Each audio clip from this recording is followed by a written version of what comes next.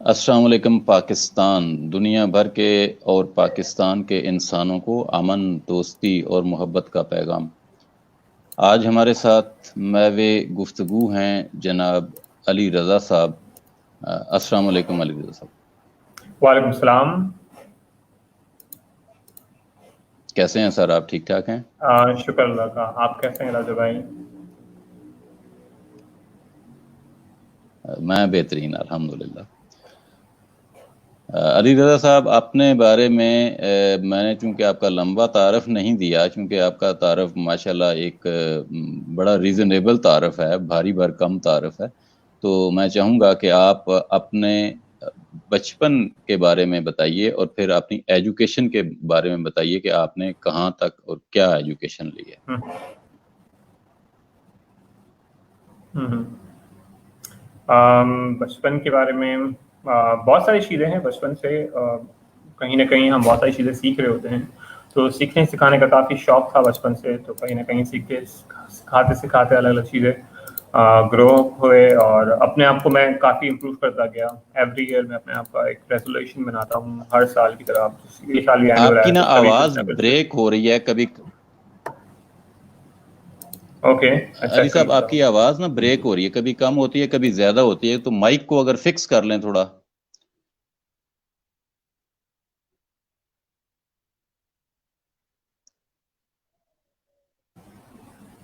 Okay. अब आवाज़ कैसी है? मेरे ख्याल से अब इंटरनेट से चेंज किया मैंने। अब ठीक आ रही है, अभी सही। चलो, ओके। चलो बात है।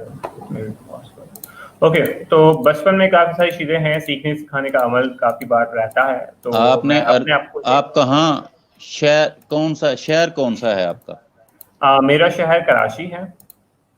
जी, मैं कराची से ताल्लुक़ है मेरा।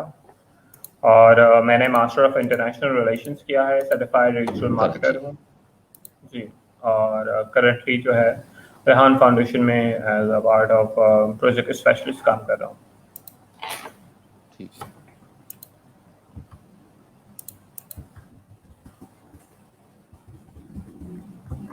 अच्छा, वेरी गुड। ये तो बहुत खुशी की बात है कि आप और मैं एक ही फाउंडेशन के साथ काम कर रहे हैं। जी। और रेहान फाउंडेशन के साथ काम करते हुए आपको कितना टाइम हो गया? अभी मेरा 3 मंथ्स कंप्लीट हो गए, मुझे 3 मंथ्स बाकी। 3 मंथ। जी। सही। तो इससे पहले आपका क्या तजुर्बा रहा है? इससे पहले आपने कोई जॉब्स की? उनके साथ आपका क्या कैसा तजुर्बा रहा? आपकी ज़िंदगी का तजुर्बात क्या क्या हैं? आप हमारे साथ शेयर करना पसंद करेंगे?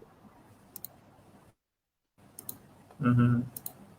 मैंने एज अ ट्रेनिंग में ट्रेनिंग के हवाले से मैंने काफ़ी लोगों को ट्रेनिंग्स दी है, कंप्यूटर सिखाया है। और डिजिटल मार्केटिंग के हवाले से यूरिका डिजिटल मार्केटिंग में मैं था एज अ प्रोग्राम मैनेजर।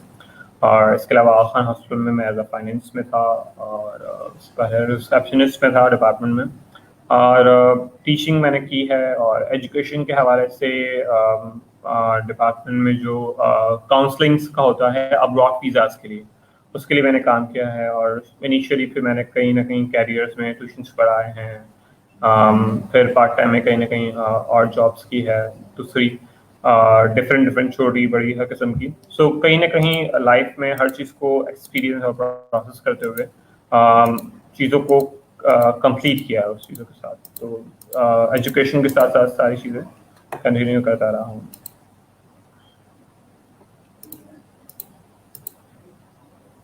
सही।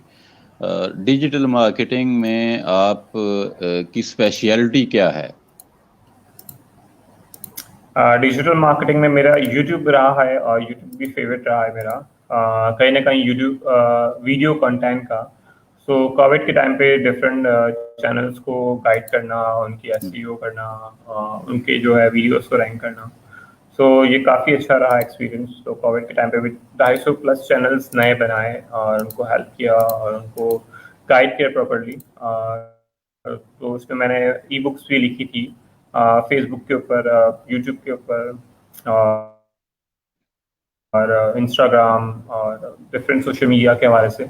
तो उनसे भी काफ़ी उनको हेल्प हुई, वीडियोस बनाई थी, उनसे हेल्प हुई। फिर प्लस मैं लाइव सेशन भी करता था, तो उसमें भी इंडिविजुअली चैनल के एनालिटिक्स देखकर और उनके चैनल की सेटिंग्स को उनको सेट करवाना, हर चीज़ प्रॉपर्ली गाइड करना। तो और बहुत सारे आपस में फिर लोगों को कोलैबोरेशन कराना। सो वहाँ काफ़ी यूट्यूब पे ही मैं ज़्यादा ऑनलाइन रहता था। अब ये है कि ज़्यादातर फेसबुक पे ऑनलाइन होता हूँ। It's something different. अच्छा, ये बताइएगा कि पाकिस्तानियों को एक बहुत बड़ा मसला पेश आ रहा है और वो है मोनेटाइजेशन का। तो क्या आप मोनेटाइजेशन के हवाले से कोई पाकिस्तानियों को गाइड कर सकते हैं कि वो क्या करें? हम्म।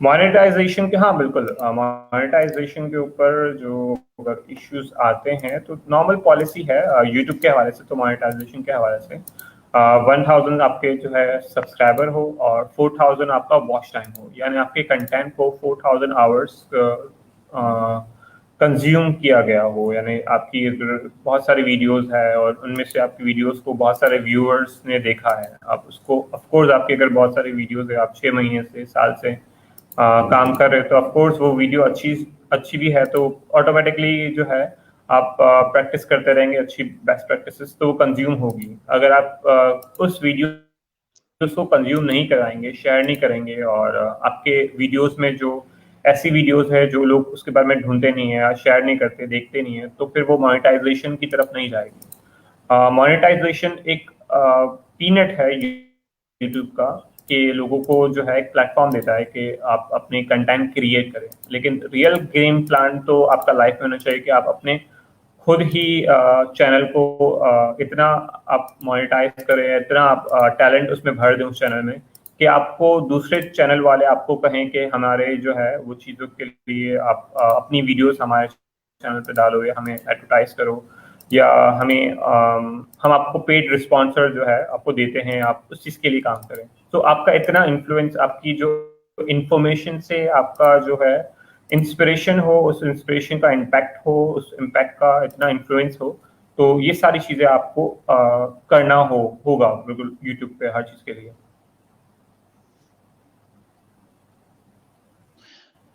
अच्छा, कुछ लोग जो हैं वो पेड मोनेटाइजेशन की तरफ जाते हैं। वो कहते हैं कि आप हमसे 5,000, 10,000, 20,000 ले लें और इस हमारे पेज को मोनेटाइज कर दें। तो क्या आप समझते हैं कि ये एक हम्म। अच्छी प्रैक्टिस है या ये नुकसानदेह है?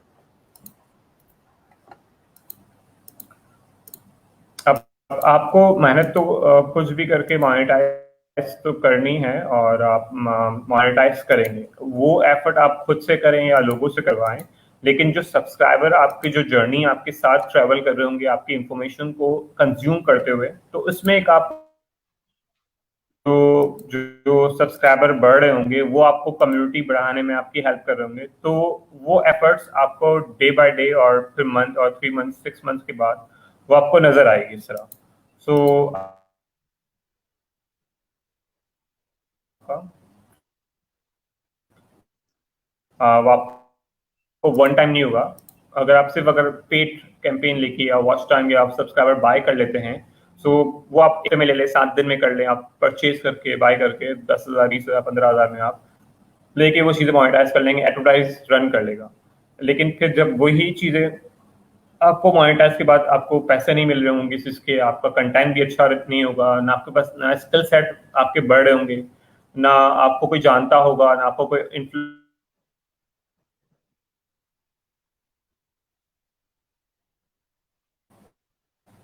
बिल्कुल सही, बिल्कुल तो सही। ये चीज आपको फिर नुकसानदेह ही है ज्यादातर।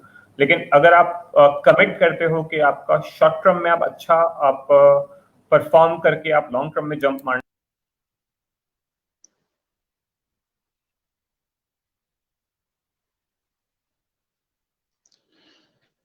नाज़रीन, इंटरनेट की ख़राबी की वजह से अली रज़ा साहब जो हैं वो बैक स्टेज चले गए हैं, और मेरी उनसे दरख्वास्त है कि वो जल्द अज जल्द वापस आएँ ताकि हम इस इशू पे बात कर सकें।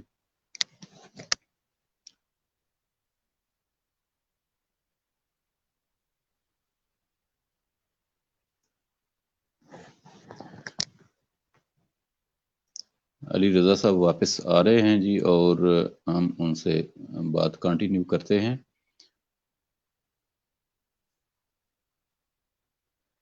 दोस्तों, पाकिस्तान में जो इंटरनेट के प्रॉब्लम्स हैं वो बेतहाशा हैं। कोई भी कंपनी ठीक तरीके से अपनी सर्विसेज नहीं दे रही, और जो प्राइवेट कंपनीज हैं वो भी नहीं दे रही, और पीटीसीएल जो है वो भी नहीं दे रहा। और उसकी वजह से जहाँ पे 2 MB का स्पीड चाहिए वहाँ पे 2 KB की आती है, और बल्कि सम टाइम तो केबी से भी बात नीचे चली जाती है। और उसकी वजह से पाकिस्तान के बहुत सारे जो स्टूडेंट्स हैं, जो ऑनलाइन कंटेंट क्रिएटर्स हैं, यूट्यूबर्स हैं, उन सब के लिए बड़े गंभीर मसाइल हैं। और इस प्रोग्राम की वसातत से मैं गवर्नमेंट ऑफ पाकिस्तान से इमरान खान साहब से अपील करता हूं कि वो इस मामले को देखें और कंपनियों को कोई थोड़ा सा उनको टाइट करें, ताकि वो पाकिस्तान के अंदर जो सर्विसेज हैं उनको बेहतर अंदाज से हमें दे सकें। अली रजा साहब, आपको आवाज आ रही है मेरी? जी जी, मेरे ख्याल से इंटरनेट का थोड़ा सा इशू है यहाँ पर थोड़ा सा। Okay, yes please. अभी भी अली रजा साहब का इंटरनेट बहाल नहीं हो पा रहा, तो जैसे ही वो कनेक्ट होते हैं तो हम इस जी इशू प्लीज। पे, जो डिजिटलाइजेशन का इशू है और मोनेटाइजेशन का इशू है, और उनकी जो टीचिंग स्किल्स हैं, और रेहान फाउंडेशन के साथ जो उनका सफ़र है, उस पर हम गुफ्तगू करेंगे। और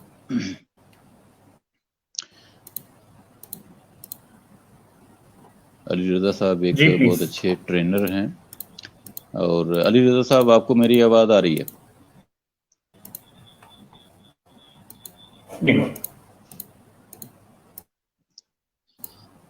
आपको मेरी आवाज़ आ रही है?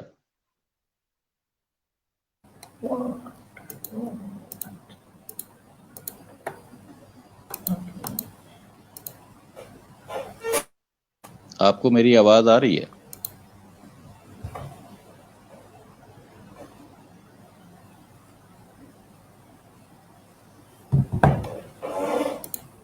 जी प्लीज, मेरे ख्याल से अभी थोड़ा स्ट्रगल है इंटरनेट। कुछ डिले आ रहा है मेरा ख्याल हाँ है, तो मेरी हाँ और आपकी कम्युनिकेशन हाँ, में। मे भी पॉसिबल। थोड़ी बहुत तो होता है ही डिले तो जी, क्योंकि आप हमें अलग बता अलग रहे थे जगह हमें चीजें होता है। जी मोनेटाइजेशन के बारे में बता रहे थे। तो आपके ख्याल में जो जी मोनेटाइजेशन है वो पेड इजी है, उसके कोई बैड इफेक्ट्स क्या क्या हैं, और ये होती भी है, या ये खाली मोनेटाइजेशन। पैसे लेके भाग जाते हैं लोग और करते करते कुछ नहीं है? नहीं, प्रॉपरली इसमें मोनेटाइजेशन असल में सिस्टमैटिक जो ओपन एंड में आपको बताऊं, मोनेटाइजेशन में एक्चुअली कहीं ना कहीं सिस्टम्स होते हैं, सर्वर्स होते हैं, तो वो गूगल के एल्गोरिथम के जो है मुताबिक लोग काम कर रहे होते हैं। जिस तरह हम डिफरेंट आईपीस के जरिए, डिफरेंट कंप्यूटर सिस्टम के जरिए लॉगिन करके हम वॉच टाइम मिल जाए, तो वॉच टाइम वो इस तरह सेल आउट कर रहा है, वो डिफरेंट सिस्टम से generated watch time sell out करते हैं। अब जिस तरह मेरा आईपी है, आपका आईपी, जिस तरह 100 लोगों के आईपी से डिफरेंट जनरेटेड आवर्स जनरेट कर दिए, पूरे एक दिन में 10 घंटे अलग अलग जनरेट कर दिए, और उसके फिर जो कॉस्ट आपसे ले ली 10,000 20,000। So that's a game. तो अगर आप वही चीजें, आप कोई देख नहीं रहा है, आप खुद ही जो है किसी को जबरदस्ती पैसे दे के वो चीजें दे रहे हो, और जबरदस्ती जो एक कंडीशन दी गई है कि वो चीजें करनी है, लाइक एक बच्चे को अगर मैट्रिक करना है, तो मैट्रिक में वो प्रोसेस पूरा करेगा ना, वो अपनी सारे जो है मैथमेटिक्स भी पढ़ेगा, इंग्लिश भी पढ़ेगा, इस्लामिक भी पढ़ेगा, और टेबल भी याद कर लेगा, हर चीज कर लेगा ना। अब यूट्यूब की पॉलिसी के मुताबिक अगर एल्गोरिथम में और उनकी चीजों में चेंजेस की है, तो सारी स्ट्रिक्टनेस है, तो वो 400 आवर्स है, तो वो प्रोसेस है असल में। अभी मैंने एक पोस्ट किया जो है कि जो सक्सेस है वो लाइफ का प्रोसेस है हमारा, वो कोई इवेंट नहीं है। हम कोई ये नहीं कि मोनेटाइज हो गए तो हम सक्सेसफुल हो गए हमारी लाइफ में। ये पूरा एक प्रोसेस है। आप अगर एक चीज के कंप्लाइन करते हो तो उसको पॉलिसी के मुताबिक कंप्लाइन करोगे, कि आप उसके हकदार बनते हो, तो उसके बाद भी आपको काम तो करना पड़ेगा, आपको अनदर आपको लैंडमार्क के लिए आपको काम करना है। मोनेटाइजेशन के बाद आपको फॉरेन से आपके डॉलर की बरसाती होने लगेगी। उसके बाद आपको एडवर्टाइजमेंट मोनेटाइज होगी, आप पर एडवर्टाइजमेंट आपके चैनल पे रन होगी। अगेन आपका जो व्यूअर है वो देखेगा, इत्तेफाक से वो क्लिक भी कर लेता है, रेलेवेंट उसकी ऑटोमेटिकली जो एआई होता है उसके मुताबिक जो है कुकीज में जो सेव हो रही होती है, वो कहीं ना कहीं वेबसाइट से घूम फिर के जो व्यूअर्स आ रहा होता है आपके कंटेंट पे, तो उसी मुताबिक उसको वही एड्स दिख रहे होते हैं उसके रेलेवेंट, तो उसके इंटरेस्ट के मुताबिक वो एड्स दिखते हैं, तो उसी पे उसकी अर्निंग्स हो रही होती है। तो अगर ये सारे प्रोसेस अगर एडवर्टाइजमेंट के नहीं होगा, जो एड्स लगते हैं यूट्यूब एडवर्टाइजमेंट करे और एडवर्टाइजर को बिल्कुल फायदा ना हो ऐसा। तो अच्छी प्रैक्टिस बचाने के लिए तो वो उन्हीं को हकदार कराता है कि जिसका कंटेंट अच्छा हो, कंज्यूम हो रहा हो, तो उन्हीं को देता है वो। लेकिन आप जबरदस्ती उसी को घसीट के बस जबरदस्ती मैट्रिक पास कराना चाहोगे, ऐसा तो एग्जाम्पल के तौर पर कि वो पहली जमात में आए और वो फौरन से या 5वीं जमात पढ़ के वो 10वीं जमात में पास कराने वाला चक्कर आप कर रहे हैं उसको। तो एक्चुअली ये प्रोसेस है, आपकी स्क्रिप्ट, आपका वीडियो का शूटिंग, आपका जो है वीडियो की एडिटिंग का स्टाइल, फिर आपका जो है पब्लिशिंग, और फिर उसका पब्लिशिंग की तरफ पे आपका डिस्ट्रीब्यूशन, फिर आपका नेटवर्क कितना बढ़ता है और फिर वो कितना ग्रो करता है, आपकी कम्युनिटी में आपका कितना इंफॉर्मेशन कंज्यूम होती है, फिर उसकी इंफॉर्मेशन को फिर कितना लोग इंस्पायर हो रहे होते हैं, फिर उसी से आपके सब्सक्राइबर बढ़ रहे होते हैं ऑटोमेटिकली। अगर आप वो इंस्पायर नहीं होंगे तो वो शेयर भी नहीं करेंगे आप कंटेंट। ऑफ कोर्स लाख कोशिश कर लो लोगों को मैं इसको कर लो उस चीजों का समराइज करना चाहता हूं आपकी बात को yes. कि आप ये कह रहे हैं कि नंबर एक कि ये जो मोनेटाइजेशन है, जो पैसे दे के हम मोनेटाइज करा लेते हैं किसी एजेंसी को या किसी एक शख्स को, इस तरीके से मोनेटाइजेशन नंबर एक हो जाती है, एक बात। नंबर दो, ये बाद में डीमोनेटाइज तो नहीं हो जाता? वो भी हो जाता है बिल्कुल। अगर आपके आवर्स कम नहीं हो या कंप्लाइंस पूरे नहीं हो पा रहे हैं तो यूट्यूब उसको रीअसेस कर रहा होता है उस मुताबिक कि जैसे आपके आवर्स कम हुए या कुछ पॉलिसीज में कुछ कम हो रहा है, एडवर्टाइजमेंट के उस मुताबिक नहीं फ्लो कर पा रहा है ट्रैफिक, तो वो डीमोनेटाइज कर देगा यूट्यूब फिर उसको।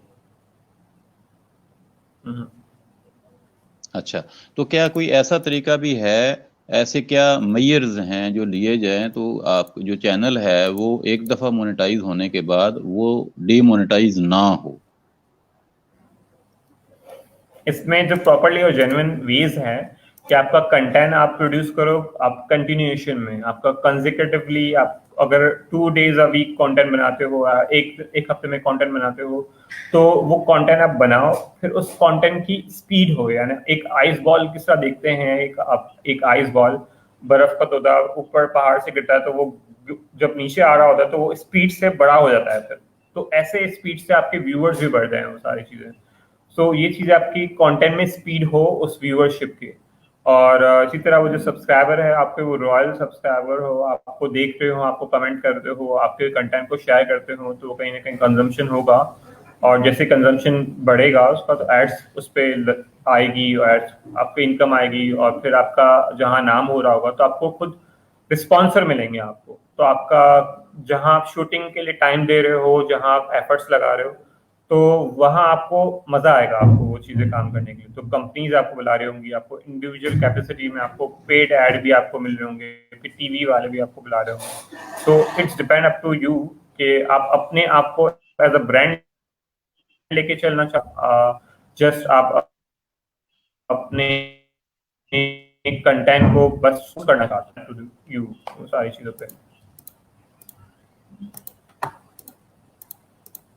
बिल्कुल सही, बहुत शुक्रिया अली रज़ा साहब, आपने बहुत अच्छे तरीके से मोनेटाइजेशन को एक्सप्लेन किया। ये बहुत सारे नौजवान हमारे चूँकि इस काम पे लगे हुए हैं आजकल, तो और वो बड़े परेशान हैं, और मुख्तलिफ कंपनियां और इंडिविजुअल्स भी अपने आप को एडवर्टाइज कर रहे हैं। वो कहते हैं कि हमें 10,000 दें, 20,000 दें तो हम आपके चैनल को मोनेटाइज कर देते हैं। तो इस तरह के इश्यूज बहुत ज़्यादा चल रहे हैं, इसलिए मैंने आपसे ये सवाल समझने की कोशिश की है। और अब हम बात करते हैं आप की ट्रेनिंग्स के ऊपर, और रेहान अल्लाह वाला साहब के साथ जो आप काम कर रहे हैं रेहान फाउंडेशन के साथ, उस पे आप मुझे बताइए कि आप क्या काम कर रहे हैं और कितने टाइम से कर रहे हैं और किस तरह से कर रहे हैं। रेहान फाउंडेशन में जिस तरह बहुत लर्निंग का हमारे पास स्टेप्स है, हम हर चीज़ को समझते हैं, सीखते हैं। तो जैसे मैंने ज्वाइन किया तो मैंने भी वहाँ पर एज अ लर्निंग बहुत सारे कोर्सेज किए, लर्न किए, और फिर उसको इम्प्लीमेंटेशन की तरफ फिर मुझे जो प्रोजेक्ट दिया गया वो यूडेमिया के और यूट्यूब के, और जो सारे कोर्स रिकॉर्ड करने हैं, क्रिएट करवाने हैं, तो इसके लिए हैं सारे उस। तो पूरा रिकॉर्डिंग जो कोर्स क्रिएटिंग है, कंटेंट क्रिएटिंग के हवाले से हम किस तरह कोर्स कंटेंट करेंगे। सो जो गाइडलाइंस सुनी थी कोर्स कंटेंट के हवाले से, तो जो हमारे पास ट्रेनर्स है और इंटरनेशनल स्पीकर्स आते हैं, ट्रेनर्स हैं, तो वो अपने कोर्सेज रिकॉर्ड करवाते हैं। सो वही सारी चीज़ें हम बेस्ट प्रैक्टिसेस के हवाले से यूट्यूब में जो कंटेंट क्रिएट करना है यूट्यूब के हवाले से, ताकि लोगों को हेल्प हो कि कहीं ना कहीं बहुत सारे स्किल सेट है छोटे सॉफ्ट स्पोकन के लिहाज से, कॉन्फिडेंट बिल्डिंग के हवाले से। फिर सोशल मीडिया के different as a journalism, social media for as a politician, social media for as a teachers, और social media as a digital basic learning skills. हम किस तरह अपने प्लेटफॉर्म को, स्ट्रीम यार्ड को और डिजिटल लिटरेसी को किस तरह प्रमोट कर सकते हैं। फिर बेसिक कोर्सेज के अलावा फिर मैनेजमेंट को जो है के हवाले से कि आप अपनी मैनेजमेंट, अपनी पीपल स्मार्टनेस, अपनी IQ EQ को कैसे बढ़ा सकते हैं। तो उस हवाले से जो ट्रेनर्स है उन्होंने अपना कंटेंट रिकॉर्ड करवाया है, तो उसी कंटेंट को रिकॉर्ड करते हुए वो सारी चीज़ें हैं। फिर सेकंड जो प्रोजेक्ट है वो ऑनलाइन ट्रेनिंग के हवाले से, कि जिस तरह हम और देखते हैं काफ़ी लोगों को टीच कर रहे हैं ऑनलाइन और प्रैक्टिकली डेमोन्स्ट्रेशन करते हैं, उनको मोटिवेट करते हैं समथिंग। तो मैं भी जो है 2 सेशन ले रहा होता हूँ, एक 3 बजे जो टीचर्स ट्रेनिंग के ऑनलाइन के हवाले से, फिर प्लस 6 बजे का जो है कि हम कम्युनिकेशन किस तरह कर सकते हो अपने mutual friend, 500 mutual friend experience बनाकर, जो बहुत सारे स्टूडेंट्स ने और रहने वाले के फ्रेंड्स ने ऑलरेडी किया हुआ है। और दिस इज सक्सेसफुल प्रोग्राम कि जो 500 म्यूचुअल फंड एक्सपीरियंस करता है तो उसकी लाइफ में खुद एक एक्सपोनेंशियल ग्रोथ, उसका जो माइंडसेट है वो चेंज हो रहा होता है। कि जहाँ वो कैमरा शाय होता है, लोगों से बात नहीं करता है, जहाँ वहाँ का एक हेजिटेशन होती कम्युनिकेशन की, स्टिल मैं भी काफ़ी जो है वीडियो क्रिएटर नहीं था, मैं भी कहीं ना कहीं रेहान भाई से इंस्पायर होकर चीज़ें देख के उन्हीं की वीडियोस है मैं तब से फॉलो कर रहा हूँ, जब से काफी 10 ईयर से देख रहा हूँ, उनको फॉलो कर रहा हूँ प्रैक्टिस के। तो अब तो प्रोडक्शन भी काफी अच्छी हो गई है और नंबर ऑफ एक्टिविटीज भी बढ़ गई इस लिहाज से। तो मैसिव कंटेंट क्रिएट करना, तो मैं अपने भी खुद के कोर्सेज भी रिकॉर्ड करवा रहा होता हूँ, और इसमें भी जो है लास्ट मंथ मैंने 30 प्लस कोर्सेज रिकॉर्ड किए अब तकरीबन, और कोर्सेज भी रिकॉर्ड होते रहते हैं। तो मतलब कि 50 plus courses on editing process में है सारे। तो ये सारी चीज़ें अप टू डेट लोगों को मिलेगी इंशाल्लाह, और rehantraining.com पे भी अवेलेबल है और उस पर भी सारी चीज़ें अपलोड होंगी सून। तो ये सारी चीज़ें लोगों के लिए अवेलेबल है, और I am always welcoming people के वो सीखे मुझसे, जो मैं स्किल सेट सिखाना चाहता हूँ, जो स्ट्रगल वो अगर करते हैं काफ़ी बार, उनको अगर नहीं मिलता मैसेज रास्ता, तो वो क्विकली उस चीज़ को सीख सकते हैं और अपना टाइम सेव करते हुए वो जो स्किल्स है लाइक स्ट्रीम यार्ड, जूम है, हमें इंटरव्यू कैसे रहना है, हम अपने फेयर को कैसे कम करना है, फिर जो एक्सपीरियंस करना है। सो वो सारे प्रोजेक्ट्स को देखते हुए फिर आगे, और फिर जो ट्रेनिंग ऑलरेडी हो गई है तो उस हवाले से जो ट्रेनिंग प्रोग्राम है और उसमें भी लोगों को हेल्प करते रहना।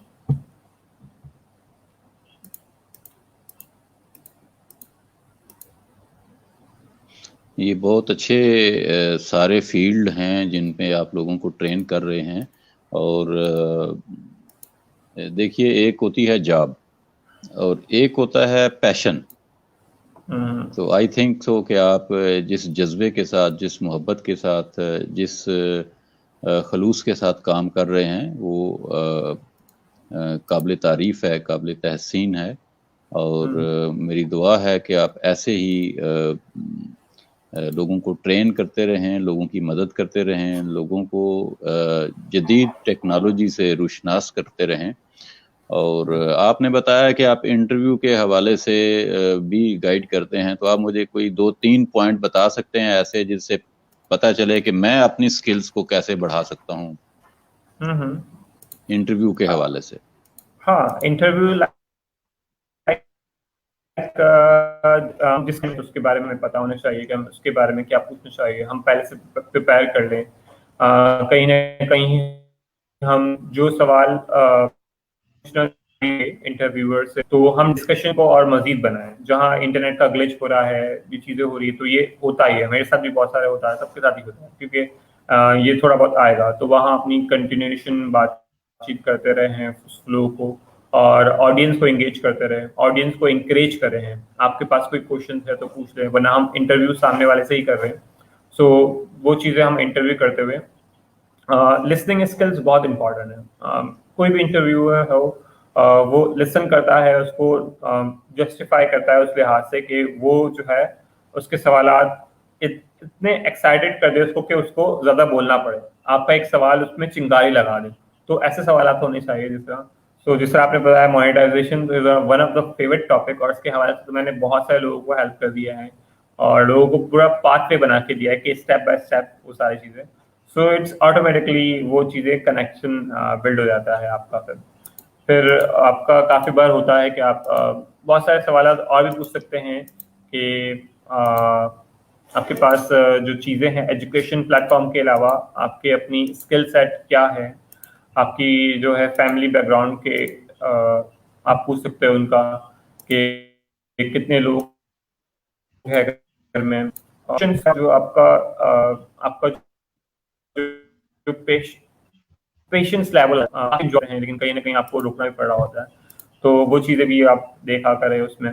और जहाँ हमारे पास टाइम हमारे पास है ज़्यादा, तो उस लिहाज से भी इंजॉय करें और स्माइल करते रहें, और सामने वाले को भी और कंफर्टेबल, जिस तरह आप भी इतने अच्छे हैं, ज़बरदस्त मजा आ रहा है इसमें इंटरव्यू देने, तो काफी एंजॉय कर रहे होते हैं। और कहीं ना कहीं हम स्ट्रीम यार्ड में जो प्लेटफॉर्म में हम मैनेज कर रहे होते हैं, तो ऑडियंस के कमेंट्स आ रहे हैं, वो चीज़ आ रही है, तो हमारा आई कांटेक्ट मूवमेंट भी वो मूव कर रहा होता है, उसका तो हम बैलेंस कर रहे होते हैं। तो ये सारी चीज़ें हम इंजॉय करते हुए एक रिलैक्स स्पेस में जिस तरह हम बातचीत कर रहे हैं, इस माइंडसेट से हम चलेंगे कि हम सामने वाले से बातचीत करें, जैसे हमने अपने ड्राइंग रूम में बिठाया है, तो हम इस तरह वो चीज़ें करें। सो वो एज अ इंटरव्यूअर फिर हमारा जो है हम 20 मिनट 30 मिनट्स इजीली हम स्पेंड करते हैं उस पर।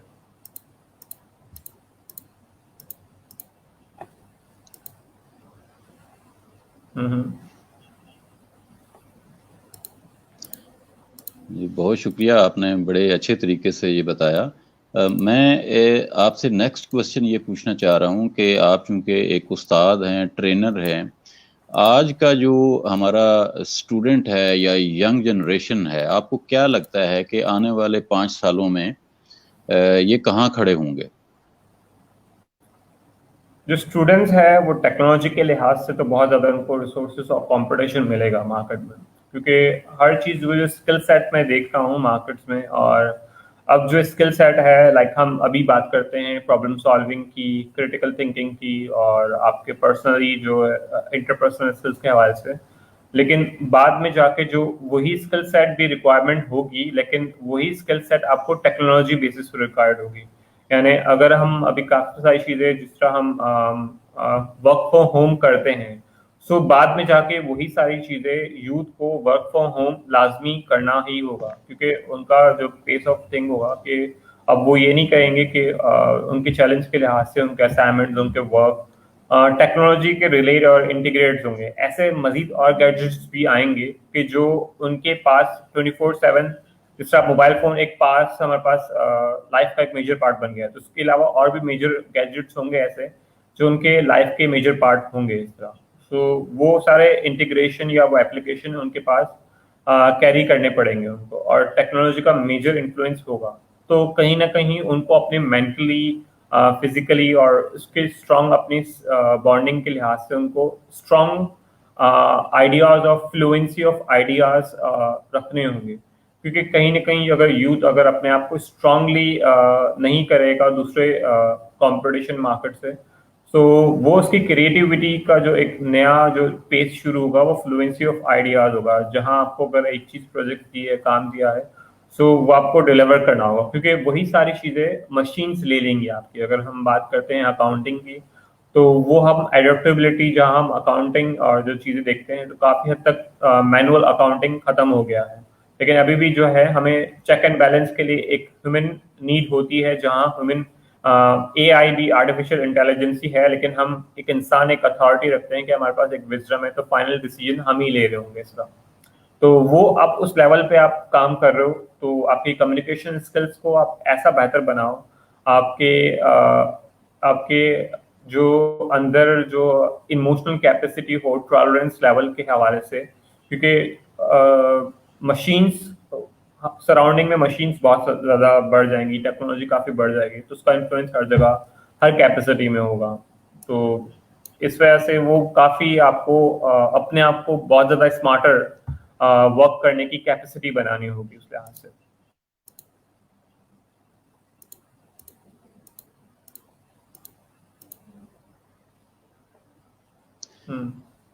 वेल अली रज़ा साहब, ये बताइएगा कि आज का जो नौजवान है, आने वाले मुस्तकबिल के लिए आप कौन से शोबे ऐसे हैं जो आप सजेस्ट करते हैं कि उनमें उनको ज़्यादा तवज्जो देनी चाहिए, उधर ज़्यादा जाना चाहिए और वहाँ ज़्यादा काम करने की ज़रूरत है?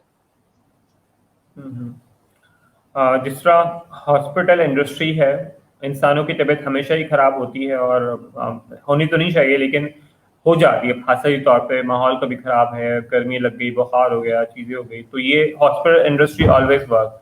तो नर्सिंग है, डॉक्टर्स है, टेक्नीशियंस है, बहुत सारी और मशीनरी, बायोमेडिकल इंजीनियरिंग है। So relate to hospital industry always hospital industry. फिर आपका जो होटल इंडस्ट्री है, ट्रैवलिंग टूवर्स है, ये भी आपका और ज़्यादा बढ़ेगा, क्योंकि ग्लोबली जहाँ लोग आगे बढ़ रहे हैं, तो लोग आगे की तरफ बढ़ते हैं। फिर आप बात करें प्रोग्रामिंग, प्रोग्रामिंग में बहुत सारी लैंग्वेजेस है, पाइथन है, PHP, वर्डप्रेस, और उनके एडवांस जो चीज़ें हैं आपको जो है आर्टिफिशियल इंटेलिजेंसी के साथ आपको मर्ज करते हो, अपनी क्रिएटिविटी के लिहाज आपको फ्लो करना होगा उसको। तो वो सारी चीज़ें आपको IT इंडस्ट्री में बहुत सारी वैरायटीज मिलेगी उस प्रोग्रामिंग में, उस कोडिंग में, वो चीज़ों में।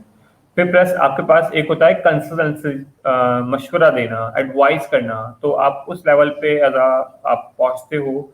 और अकाउंटिंग का भी एक लेवल है, वो भी हमेशा ही रहता है कि आप पैसों के लिहाज से वो चीज़ें कर रहे होते हैं और मैनुअल बेसिस, लेकिन वो समहाउ कम हो जाएगा, लेकिन एक लेवल ऑफ हद तक वो चीज़ें बढ़ती रहेंगी। और इसमें जो स्पेशलिस्ट, जो एरिया ऑफ स्पेशलिस्ट है, प्रोग्राम स्पेशलिस्ट है, हर चीज़ को इनिशिएट करने के लिए, प्रोजेक्ट डेवलप करने के लिए, सो उसकी हमेशा रिक्वायरमेंट्स होगी। अब जिस तरह सेल्स की टीम है, डिजिटल की तरफ टीम है,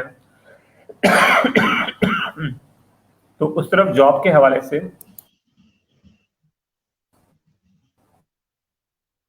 इंटेलिजेंट पाकिस्तान में अभी तक प्रॉपर्ली इन्फ्लुएंस नहीं हुआ है। इंडस्ट्री है डेटाबेस के हवाले से, डेटाबेस आपके पास स्टैटिस्टिक्स चीज़ें हैं।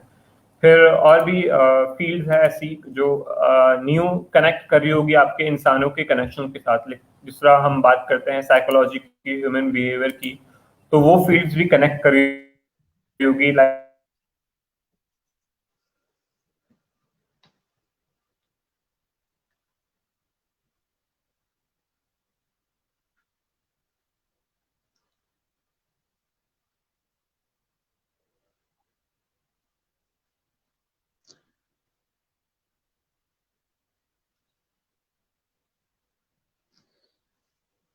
अच्छा अली रज़ा साहब, मेरा ख्याल आपका कनेक्शन जो है वो फिर से धोखा दे गया है। हम कोशिश करेंगे कि जल्द अज जल्द अली रज़ा साहब वापस आएँ। अली रज़ा साहब, आप वापस आ गए हैं, आपको मेरी अगर आवाज़ आ रही है तो एक सवाल आया है कि ये रफ़ीक साहब पूछ रहे हैं सिंध से कि अली रज़ा साहब से एक क्वेश्चन पूछें कि जो लोग गांव के अंदर रहते हैं, स्टूडेंट, वो ऐसा क्या काम करें जिनसे गालिबन वो ये लिखना चाह रहे हैं कि उनसे कोई इनकम हो जाए, या वो कैसे ऑनलाइन कौन कौन से काम ऐसे आप बता दें जो वो करें तो उनको कुछ उनकी मदद हो जाए। जो लोग गांव देहातों में स्टूडेंट्स हैं वो वहाँ रहते हैं, तो उनके लिए क्या सूटेबल काम क्या क्या है? अब जिस तरह बहुत सारे प्रोजेक्ट्स हैं फ्रीलांसिंग में, फेसबुक मार्केटिंग इट्सेल्फ बहुत बड़ी मार्केट है। आप किसी के लिए दो दो पैसे का कैंपेन रन करते हैं, लाइक हम 10,000 का कैंपेन रन करते हैं किसी कंपनीज के लिए, और बहुत सारी कंपनीज अपने कैंपेन रन कराना चाहती है। तो आपके एरिया में, आपके गांव में बहुत सारी कंपनीज होगी, वो बहुत सारे प्रोजेक्ट रन करती है, तो फेसबुक मार्केटिंग आप सीख सकते हैं। फिर बहुत सारी कंपनीज जो हम देखते हैं कि जो ग्राफिक डिजाइनिंग के हवाले से, पेंटिंग के हवाले से, डिजिटल के हवाले से, तो वो आप स्किल सीख सकते हैं। कंटेंट प्रोड्यूसिंग के हवाले से बहुत सारे कंटेंट क्रिएटर्स आप क्रिएट करते हैं, तो आप वो बेसिक स्किल सीख सकते हैं। क्रिएटिंग के हवाले से आप उस चीज़ को सीख सकते हैं मजीद। और कहीं ना कहीं हम बात करते हैं फिर प्रोजेक्ट मैनेजमेंट के हवाले से, जहां आप जो है स्टूडेंट्स अपने प्रोजेक्ट मैनेज कर रहे हो, चाहे वो आप घर से बैठ के कर रहे हो, आप इंटरनेट के थ्रू कर रहे हो।